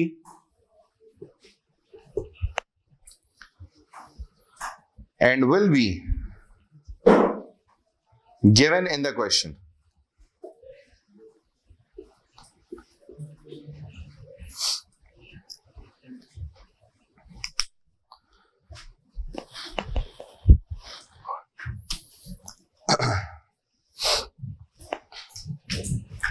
एचएमआरसी ने कहा कि फिर मैं तुम्हारी बताई हुई परसेंटेज या रेशियो को नहीं मानूंगा। कैश बेसिस के अंदर फिर मैं तुम्हारी बताई हुई परसेंटेज या रेशियो को नहीं मानूंगा। फिर मैं कैश बेसिस के अंदर अपनी बेसिस के ऊपर तुम्हारे प्राइवेट यूज की एक अमाउंट कैलकुलेट करूंगा। यानी कि मैं खुद से कैलकुलेट करूंगा कि भाई तुम्हारा प्राइवेट यूज कितना है और मैं तुम्हें उसकी एक अमाउंट बता दूंगा। तो मेरे पॉइंट ऑफ व्यू से, पेपर के पॉइंट ऑफ व्यू से हमें क्या बात याद रखनी है कि वो जो प्राइवेट यूज की अमाउंट है वो पर्टिकुलरली आपको सवाल में दी हुई होगी। तो अगर अक्रूवल बेसिस है तो हम प्राइवेट यूज की परसेंटेज या रेशियो लेंगे। अगर अक्रूवल बेसिस है तो हम प्राइवेट यूज का क्या लेंगे, रेशियो या फिर परसेंटेज। लेकिन अगर कैश बेसिस है तो कैश बेसिस के अंदर हम उस प्राइवेट यूज की परसेंटेज को इग्नोर करेंगे और सवाल में उस प्राइवेट यूज की जो अमाउंट गिवन होगी हम उस अमाउंट को कंसीडर कर रहे होंगे। मैं परसेंटेज को इग्नोर करूंगा और परसेंटेज की जगह क्या लूंगा मेरे भाई, परसेंटेज की जगह हम अमाउंट को कंसीडर करेंगे जो कि एचएमआरसी की तरफ से कैलकुलेटेड होगी और आपको सवाल में दी हुई होगी, जो कि एचएमआरसी की तरफ से कैलकुलेटेड होगी और आपको सवाल में दी हुई होगी। क्या ये बात क्लियर है? तो ये 4 मेन डिफरेंसेस हैं जो कि हमने यहां पर पढ़ने हैं। सही ना, 4 मेन डिफरेंसेस जो कि मैंने बताया कि सबसे पहला डिफरेंस क्या है कि अक्रूवल बेसिस में हम रिकंसाइलेशन करते थे, यहां पर हम कंप्लीट पीएनएल बनाएंगे। फिर कैपिटल अलाउंसेस की जगह हम क्या लेकर आएंगे, कैपिटल एक्सपेंडिचर। और उसकी डेफिनेशन मैंने आपको बता दी कि करंट फाइनेंशियल ईयर में आप जितने भी एसेट्स खरीदेंगे अदर देन कार्स, जितने भी फिक्स्ड एसेट्स खरीदेंगे अदर देन कार्स, वो तमाम के तमाम फिक्स्ड एसेट्स की कॉस्ट आप पूरी की पूरी 100% अपने पास से क्या कर लेंगे मेरे भाई, माइनस कर लेंगे, डिडक्ट कर लेंगे। फिर मैंने बताया कि जी तीसरा डिफरेंस आएगा मोटर एक्सपेंसेस में कि हम जब कंप्लीट पीएनएल बना रहे होंगे तो हम मोटर एक्सपेंसेस के लिए क्या कैलकुलेट करेंगे, ऑथोराइज माइलेज अलाउंस। हम मोटर एक्सपेंसेस के लिए क्या कैलकुलेट करेंगे, ऑथोराइज माइलेज अलाउंस। और वो ऑथोराइज माइलेज अलाउंस बेसिकली हम कैलकुलेट करते हैं बिजनेस माइल्स के ऊपर और जाकर अपने रेवेन्यू में से क्या कर देंगे, माइनस कर देंगे, डिडक्ट कर देंगे।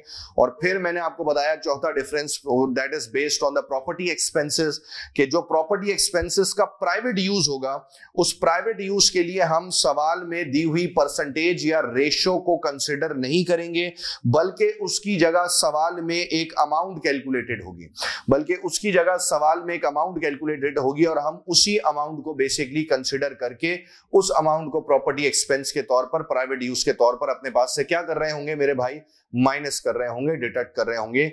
ये 4 चीजें जो है ना वो टोटल बेस करेंगी सवाल में। क्या यहां तक बात क्लियर है? अच्छा देखिए, नॉर्मल सिचुएशन में जब ये सवाल आपके सामने आएगा ना कैश बेसिस का, तो पर्टिकुलरली ये बात याद रखें कि कैश बेसिस का सवाल एक अकेला नहीं आएगा, मतलब सवाल की अकेली रिक्वायरमेंट कैश बेसिस की नहीं होगी। अगर तो ये 10 नंबर वाले सवाल में आ गया, section C question number 1, 10 number वाला जो सवाल था, तो उसमें भी आप समझ लेंगे 3-4 नंबर की रिक्वायरमेंट होगी। नॉर्मली जो पास पेपर्स का ट्रेंड है उसके अंदर बेसिकली जब ये सवाल पूछता है तो वो दोनों चीजें कैलकुलेट करवाता है। वो आपको पूरा डाटा दे देगा और पूरा डाटा देने के बाद वो आपसे कहेगा कि जी calculate the tax adjusted trading profit under accrual basis, एक, या फिर आपसे कहेगा कि जी calculate the tax adjusted trading profit on cash basis. वो कहेगा जी अक्रूवल बेसिस पे निकाल लो या फिर कैश बेसिस पे। तो दो पार्ट्स होंगे, दोनों कैलकुलेट करने होंगे। एक ही सवाल को पहले मैं अक्रूवल बेसिस के ऊपर कैलकुलेट करूंगा, फिर उसी सवाल को हम किस बेसिस के ऊपर कैलकुलेट करेंगे, कैश बेसिस के ऊपर कैलकुलेट कर रहे होंगे, और दोनों से tax adjusted trading profit calculate किया जा रहा होगा। क्या यहां तक बात क्लियर है? इस पॉइंट तक बात क्लियर है सबको? चलें जी। Cash basis option. अच्छा, अब ये जो हैंडआउट आपके पास मौजूद है ना, इस हैंडआउट के पहले 3 पेजेस के ऊपर वही कॉन्सेप्ट डिफाइन किया गया है जो कॉन्सेप्ट मैंने अभी आपको थोड़ी देर पहले समझाया था।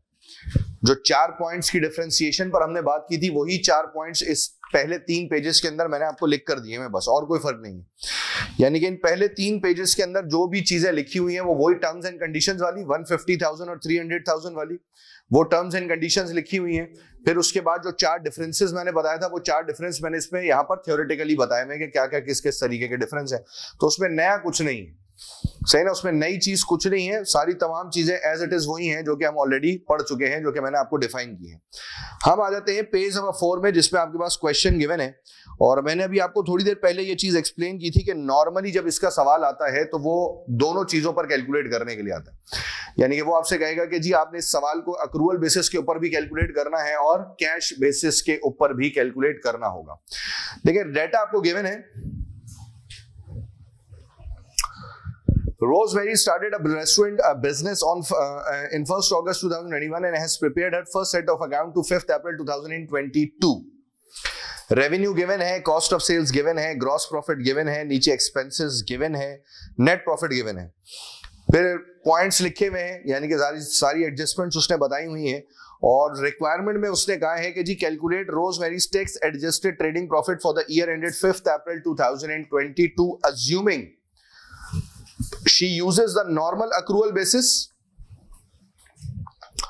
She uses the normal accrual basis of accounting and claims capital allowances of 9806 in respect of fixtures, fittings, equipments and the motor car acquired during the year. और दूसरा उसने लिखा है she uses the cash basis. उसने कहा जी मान ले कि अगर आप अक्रूवल बेसिस को फॉलो कर रहे हैं तो मुझे बताएं कि ये सवाल अक्रूवल बेसिस की ऊपर कैसे सॉल्व होगा। और दूसरा पॉइंट आपको क्या बताना है कि ये सवाल कैश बेसिस के हिसाब से कैसे सॉल्व होगा। यानी कि दोनों चीजें हमें उसे एक्सप्लेन करनी है, that is accrual basis and cash basis. तो अगर हम इस क्वेश्चन को अक्रूवल बेसिस से स्टार्ट करते हैं,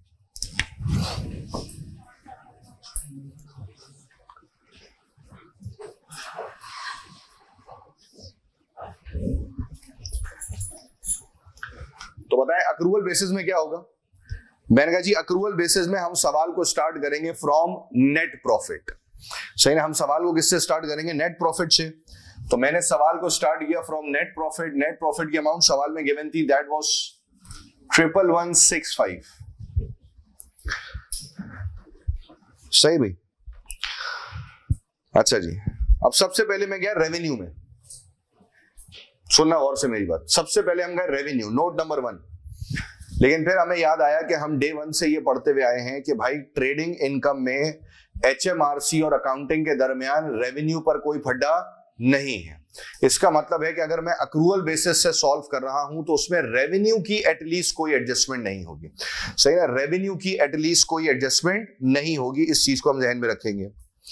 फिर पॉइंट नंबर 2। अब पॉइंट नंबर 2 में उसने कहा जी Rosemary paid for 80% of her purchases by 5th April 2022 and the remainder in June 2022। उसने कहा जी पेमेंट 80% हुई है। तो मैंने कहा जी अक्रूवल बेसिस का तो पेमेंट से ताल्लुक ही नहीं है ना। ये रिसिप्ट और पेमेंट वगैरह तो हम किस में जाके देखेंगे? कैश बेसिस में जाके देखेंगे ना। अक्रूवल बेसिस में तो हम रिसिप्ट और पेमेंट को देखते ही नहीं है।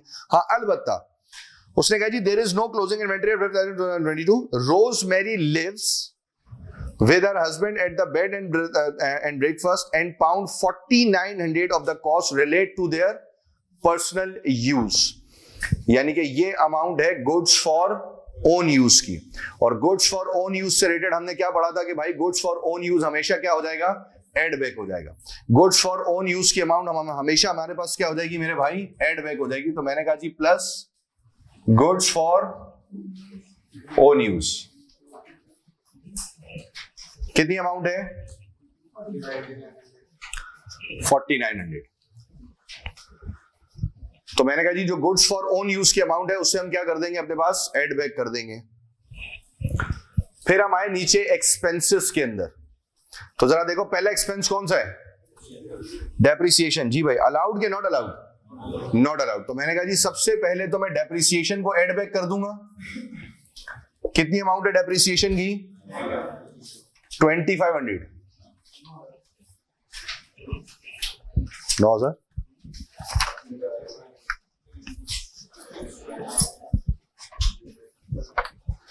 डेप्रिसिएशन की अमाउंट पीएनएल में गिवन है कितने की, 2500, वो एड बैक हो जाएगा।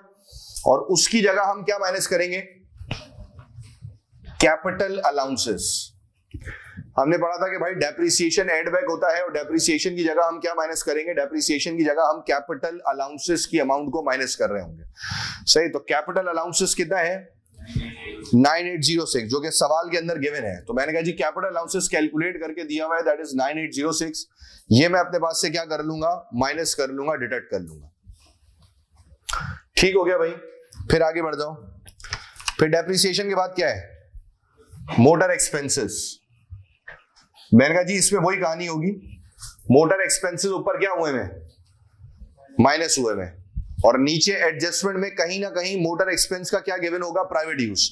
और मैं उस प्राइवेट यूज की अमाउंट को ले जाकर वापस से क्या कर दूंगा मेरे भाई, एड बैक कर दूंगा। तो उसने लिखा हुआ है पॉइंट नंबर 3 और 4। तो जरा पहले पॉइंट नंबर 3 पढ़ लें, हो सकता है पॉइंट नंबर 3 से ही डाटा मिल जाए मुझे। उसने कहा जी the depreciation charge relates to the fixtures, fittings and equipment bought in the period for 9000। मैंने कहा जी ये मैंने एड बैक कर लिया है। Rosemary purchased a motor car with CO2 emission of 108 grams per kilometer for 9600 and she uses the car 70% for business purposes. अगर गाड़ी का 70% बिजनेस में इस्तेमाल हो रहा है तो प्राइवेट यूज कितना परसेंट होगा, 30%। और मैंने क्या पढ़ा था, हमने क्या पढ़ा था कि प्राइवेट यूज माइनस करने की इजाजत नहीं है। इसका मतलब है कि प्राइवेट यूज की अमाउंट को हम वापस क्या कर देंगे मेरे भाई, एड बैक कर देंगे। तो मैं मोटर एक्सपेंसेस की अमाउंट को वापस एड बैक कर दूंगा, कितने से, कितनी अमाउंट थी, 4200। इसका कितना परसेंट एड बैक हो जाएगा, 30%। तो निकाले जरा 4200 का 30% कितना आ जाएगा, 1260। तो 1260 की अमाउंट वापस क्या हो जाएगी मेरे भाई, एड बैक हो जाएगी। इसमें हमें और कुछ नहीं करना है। फिर उसके बाद क्या है, प्रॉपर्टी एक्सपेंसेस। और प्रॉपर्टी एक्सपेंसेस में भी हमने पढ़ा था कि ऑलमोस्ट सेम कहानी होती है।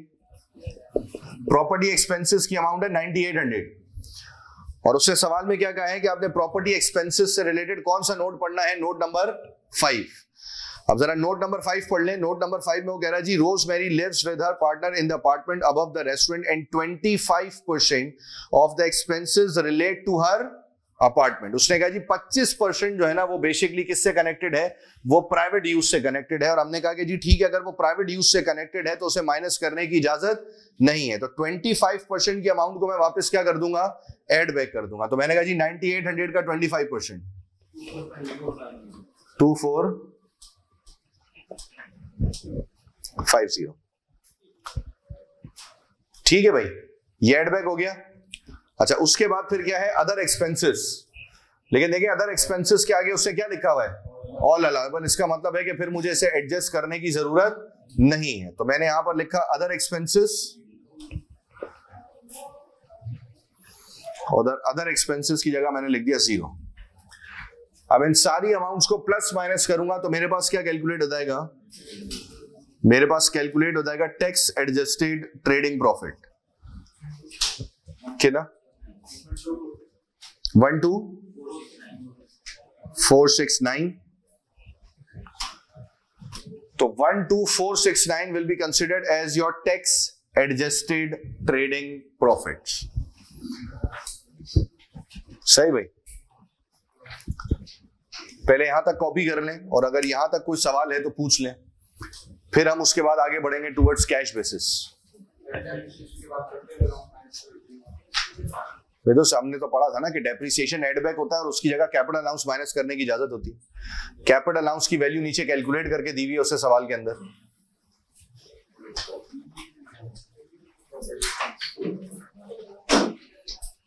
मिला भाई?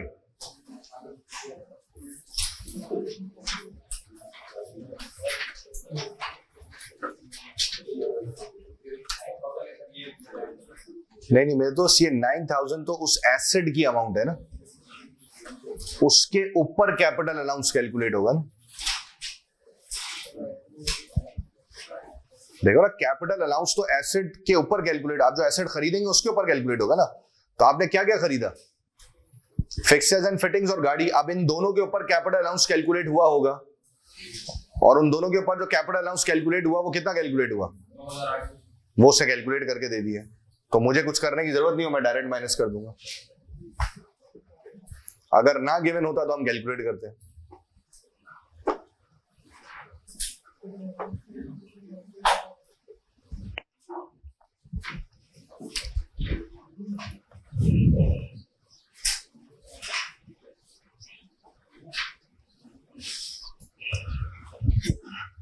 चलें जी, देखिए अगर हम कैश बेसिस की तरफ देखें, जरा नजरसानी करें towards the concept of cash basis, तो हमें याद आएगा कि कैश बेसिस के अंदर हम पर्टिकुलरली क्या करते थे। मैंने आपको बताया था कि कैश बेसिस के अंदर जो सबसे पहली चीज आपने याद रखनी है कि आपको एक कंप्लीट पीएनएल बनाना होता है। कैश बेसिस के अंदर आप क्या बनाएंगे मेरे भाई, एक कंप्लीट पीएनएल बनाएंगे। स्टार्टिंग से जो है ना वो आएगा sales minus cost of goods sold, gross profit और माइनस एक्सपेंसेस। देखिए कैश बेसिस का मतलब है कि फिर पर्टिकुलरली हम इसमें देखेंगे कैश इनफ्लोज और कैश आउटफ्लोज। जैसे फॉर एग्जांपल कैश बेसिस में अगर मैं सेल्स ले रहा हूं तो मैं इसमें सिर्फ और सिर्फ कौन सी सेल्स रिकॉर्ड करूंगा, कैश सेल्स रिकॉर्ड करूंगा, मैं क्रेडिट सेल्स को रिकॉर्ड नहीं करूंगा। और अगर सेल्स में कोई क्रेडिट सेल्स है तो उसकी वैल्यू को अपने पास से क्या कर दिया जाएगा, माइनस कर दिया जाएगा, डिडक्ट कर दिया जाएगा एक। इसी तरीके से कॉस्ट ऑफ गुड्स सोल्ड, मेरे भाई कॉस्ट ऑफ गुड्स सोल्ड में मेनली कौन सी चीज होती है, परचेजेस। तो मैं परचेजेस में भी वो परचेजेस लूंगा जिसके अगेंस्ट में मैं कैश पे कर चुका हूं। जो मैं जिस चीज का मैंने कैश पे कर दिया है उसे मैं अपने पास से माइनस करूंगा। लेकिन अगर कोई चीज मैंने अक्रूवल बेसिस पर खरीदी है तो उसे अपने पास से माइनस करने की इजाजत नहीं होगी। और इसी तरीके से जब हम नीचे एक्सपेंसेस में आएंगे तो हम कैपिटल एक्सपेंडिचर पर बात कर चुके हैं, हम मोटर एक्सपेंसेस पर बात कर चुके हैं, हम प्रॉपर्टी एक्सपेंसेस के ऊपर बात कर चुके हैं। ये तीन मेन एक्सपेंसेस है जिस पर मैंने आपको समझा दिया है कि आपने क्या करना है। इन तीन एक्सपेंसेस के अलावा अगर कोई भी एक्सपेंस होगा तो वो एक्सपेंस माइनस होगा ऑन कैश बेसिस। इन तीन एक्सपेंसेस के अलावा capital expenditure, motor expense, property expense, इन तीन एक्सपेंसेस के अलावा अगर सवाल में कोई भी एक्सपेंस होगा तो वो एक्सपेंस किस बेसिस के हिसाब से माइनस होगा मेरे भाई, कैश बेसिस के हिसाब से। हमें सिर्फ और सिर्फ वो एक्सपेंसेस माइनस करने की इजाजत है जिन एक्सपेंसेस का कैश हमने क्या कर दिया होगा, पे कर दिया होगा। जिन एक्सपेंसेस का कैश हमने पे कर दिया है उस अमाउंट को माइनस करने की इजाजत होगी। जिसका कैश पे नहीं किया है उसे माइनस करने की इजाजत भी नहीं होगी। इस चीज को ध्यान में रखिए। क्या ये बात क्लियर होती है? जिन एक्सपेंसेस का कैश पे है वो माइनस होंगे, जिनका कैश पे नहीं है वो माइनस नहीं होंगे। फिर उनकी डिडक्शन उस फाइनेंशियल ईयर में होगी जिस फाइनेंशियल ईयर में मैं उसका कैश पे कर रहा हूं। उनकी डिडक्शन उस फाइनेंशियल ईयर में होगी जिस फाइनेंशियल ईयर में मैं उनका कैश पे कर रहा हूं। क्या ये बात क्लियर होती है? अब जरा सवाल स्टार्ट करते हैं। तो मैंने कहा जी कैश बेसिस में मैंने सवाल को स्टार्ट किया फ्रॉम सेल्स यानी कि रेवेन्यू। सबसे पहले मैंने लिया रेवेन्यू। अच्छा, रेवेन्यू की अमाउंट कितनी थी? 48,035। लेकिन उसने कहा जी नोट नंबर 1 पढ़ लें। और जब हम नोट नंबर 1 पढ़ने गए तो उसमें लिखा हुआ था revenue includes 6575 which is still receivable at 5 April 2022। जी भाई, इसका क्या करूं? इसको माइनस कर देंगे क्योंकि ये अमाउंट अब तक हमने रिसीव नहीं की है। तो मैंने कहा जी क्रेडिट सेल्स को तो हमने कंसीडर ही नहीं करना है, तो इसमें से 6575 को माइनस कर देंगे। 41460 41460 ठीक हो गया एक। फिर इसमें से हम क्या माइनस करेंगे? कॉस्ट ऑफ गुड्स सोल्ड जिसकी वैल्यू कितनी है? 15670। लेकिन जरा देखें नोट नंबर 2 में उसने क्या कहा है, मैंने इससे रिलेटेड सिर्फ कितनी पेमेंट की है? 80%। तो अगर मैंने 80% पेमेंट की है तो इसका मतलब है कि जो अमाउंट मैं अपने पास से माइनस कर सकता हूं वो भी सिर्फ कितना परसेंट होगा? 80% होगा। तो मैं 15670 का 80% माइनस कर दूंगा, 536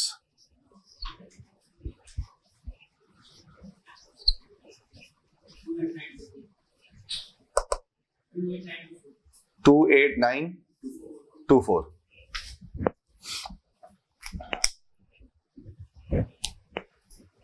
सही भाई, 28924। ठीक है, अब जरा गौर से सुनना मेरी बात। अब जब मैं गया एक्सपेंसेस के अंदर तो जरा देखो पहला एक्सपेंस कौन सा है, डेप्रिसिएशन, वो तो माइनस नहीं कर सकते। ठीक है, नॉर्मली डेप्रिसिएशन की जगह क्या माइनस करते हैं हम, कैपिटल अलाउंसेस, लेकिन वो भी माइनस नहीं कर सकते। यहां पर कैपिटल अलाउंसेस की जगह भी क्या आएगा, कैपिटल एक्सपेंडिचर आएगा। और कैपिटल एक्सपेंडिचर का रूल क्या पढ़ाया था, कैपिटल एक्सपेंडिचर का रूल पढ़ाया था कि भाई करंट फाइनेंशियल ईयर में गाड़ी के अलावा जितने भी एसेट खरीदोगे उन तमाम एसेट की कॉस्ट को 100% अपने पास से माइनस कर लोगे। ऐसा ही है। जरा पहुंचे नोट नंबर 3 में, क्योंकि उससे आगे रेफरेंस दिया हुआ है ना नोट नंबर 3 का, तो जरा जाकर देखिए नोट नंबर 3 में कितने कितने के एसेट्स खरीदे आपने, 9000 के। ओरिजिनली नोट नंबर 3 में उसने रेफरेंस दिया हुआ है कि भाई आपने 2 एसेट्स खरीदे हैं, एक आपने फिक्सचर्स फिटिंग्स और इक्विपमेंट खरीदी है 9000 की, और एक आपने गाड़ी खरीदी है 9600 की। तो क्या गाड़ी माइनस कर सकते हैं, नहीं कर सकते। तो सिर्फ और सिर्फ कैपिटल एक्सपेंडिचर में कितनी अमाउंट माइनस होगी, 9000 की। तो मैंने कहा जी minus capital expenditure that is 9000।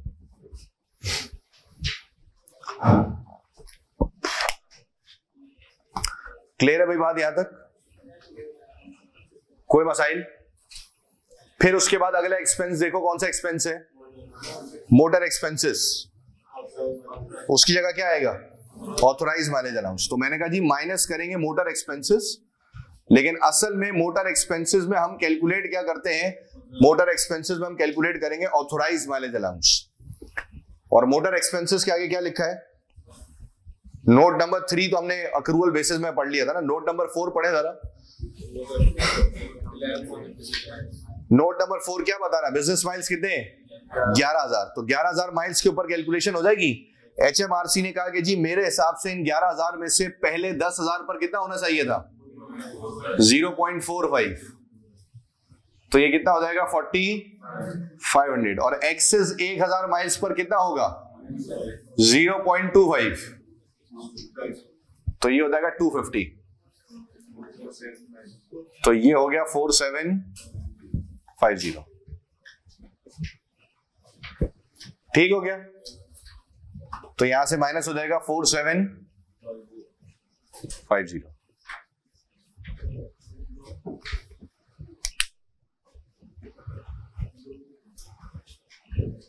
Agreed है भाई तमाम लोग, यहां तक बात क्लियर है। उसके बाद देखें कौन सा एक्सपेंस है, प्रॉपर्टी एक्सपेंस। ठीक है, मैंने कहा जी अब मुझे इसमें से क्या माइनस करना है, प्रॉपर्टी एक्सपेंस। तो अगर मैं पीएनएल में देखूं तो पीएनएल में प्रॉपर्टी एक्सपेंस कितना गिवन है, 9800। लेकिन यह बात तयशुदा है कि इस पीएनएल में दिए हुए इस 9800 की अमाउंट में से कुछ अमाउंट प्राइवेट यूज की होगी, और प्राइवेट यूज की अमाउंट को माइनस करने की इजाजत नहीं है। तो मुझे बताओ टेक्निकली यहां पर करना क्या होगा। तो मैंने कहा देखो टेक्निकली यहां पर करना यह होगा कि इस 9800 में से जो प्राइवेट यूज वाला हिस्सा है ना वो मैं माइनस कर दूंगा, और प्राइवेट यूज वाला हिस्सा माइनस करने के बाद जो बिजनेस यूज वाला हिस्सा है उसे एज अ डिडक्टेबल एक्सपेंस अपने पास से क्या करेंगे, माइनस करेंगे। क्या इस पर एग्रीड है? 9800 का एक्सपेंस है, लेकिन इसमें से कुछ प्राइवेट यूज है। मैंने कहा भाई होगा ये कि अब इस 9800 में से प्राइवेट यूज वाली अमाउंट को मैं क्या कर दूंगा, साइड लाइन कर दूंगा। प्राइवेट यूज वाली अमाउंट को माइनस कर देंगे, और प्राइवेट यूज वाली अमाउंट को माइनस करने के बाद जो अमाउंट बचेगी that amount will be considered as our deductible expense. Agreed? इस पॉइंट पर एग्रीड है? सवाल ये उठता है कि अब इसमें से प्राइवेट यूज कितना होगा। तो मैंने आपको बताया था कि कैश बेसिस के अंदर एचएमआरसी ने कहा था कि मैं आपको प्राइवेट यूज की अमाउंट खुद से कैलकुलेट करके बताऊंगा, and that amount will be given in the question. कितनी अमाउंट गिवन है, 4000, और ये अमाउंट कहां पर गिवन है आपको, रिक्वायरमेंट से बिल्कुल ऊपर वाले पॉइंट में, रिक्वायरमेंट से बिल्कुल ऊपर वाले पॉइंट में उसने कहा है the cash basis private use adjustment for 2 occupants in a business premises for 8 months is pound 4000। उसने कहा जी मेरे हिसाब से कैश बेसिस के हिसाब से आपका जो प्राइवेट यूज बनता है आपकी प्रॉपर्टी का वो कितना बनता है, पाउंड 4000। तो मैं 9800 में से 4000 के अमाउंट को क्या कर दूंगा, माइनस कर दूंगा, और माइनस करने के बाद जो रिमेनिंग अमाउंट बचेगी दैट इज 5800, उसे हम अपने पास से क्या कर रहे होंगे, माइनस कर रहे होंगे, डिडक्ट कर रहे होंगे।